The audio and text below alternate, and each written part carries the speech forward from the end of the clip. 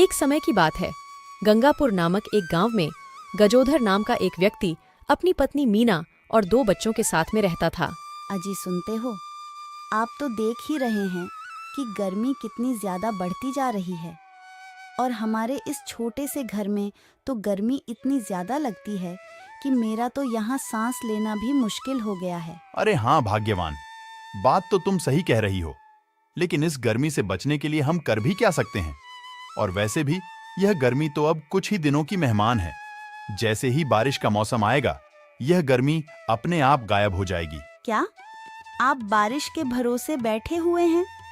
अरे एक बार सोचो तो कि इतने दिनों तक हम इस गर्मी का कहर कैसे झेल पाएंगे। मैं आपको एसी और कूलर लेने के लिए नहीं बोल रही हूँ, मगर आप कम से कम एक पंखा तो खरीद ही सकते हैं ना। अरे नहीं भाग्यवान, तुम्हें तो पता ही है कि इस साल ज्यादा गर्मी पड़ने की वजह से हमारी कोई भी फसल अच्छे से नहीं हो पाई। इसलिए अभी तो मेरे पास इतने भी पैसे नहीं हैं कि मैं तुम्हें एक भी पंखा खरीद कर दे सकूं। अब बस तुम और ज्यादा जिद मत करो। अब तो बस कुछ ही दिनों की बात है। बस कुछ दिन ऐसे ही गुजार दो। अगले साल हम जरूर एक पंखा खरीद लेंगे। मीना के लाख समझाने पर भी गजोधर नहीं मानता। अगली सुबह गजोधर अपने काम पर जा रहा होता है। तभी वह देखता है कि एक भंगार वाला एक पुराना कूलर काफी सस्ते दामों में बेच रहा है। अरे भाई, तुम ये कूलर इतने सस्ते दामों में क्यों बेच रहे हो? अरे भाई, अब मैं तुम्हें और क्या बताऊं। यह सारे कूलर सिर्फ 5 महीने ही पुराने हैं और इनमें कोई खराबी भी नहीं है, लेकिन फिर भी पता नहीं क्यों लोग सेकंड हैंड कूलर खरीदना ही नहीं चाहते हैं। बस इसीलिए मैंने इनके दाम सस्ते कर दिए हैं ताकि इनको फटाफट बेचकर अपना घर जा सकूं। अच्छा, तो यह बात है। तो बताओ कि इस कूलर को तुम कितने में बेचोगे? अरे भाई, वैसे तो मैं इन्हें 1500 में बेचता, लेकिन तुम मेरे पहले ग्राहक हो, इसलिए मैं तुम्हें 1000 में ही यह कूलर दे दूंगा। कूलर का दाम सुनकर गजोधर सोच में पड़ जाता है। उसे मालूम था कि इतनी सस्ते दामों में कूलर उसे शायद ही कभी मिल पाएगा, लेकिन इस समय गजोधर के पास उस कूलर को खरीदने के लिए 1000 रुपया भी नहीं था। लेकिन तभी गजोधर को एक आइडिया आता है।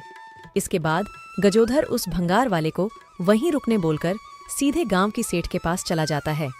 अच्छा, तो तुम्हें 1000 रुपये चाहिए? हाँ सेठ जी, आप मुझे बस अभी 1000 रुपया दे दें।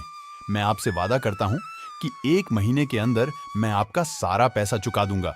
चलो ठीक है, मैं तुम्हें 1 माह के लिए 1000 रुपये देता हूं, लेकिन अगर तुम 1 माह तक मुझे यह पैसे नहीं लौटाते हो तो फिर मैं इस पर 5% का ब्याज लगाकर पैसे वापस लूंगा।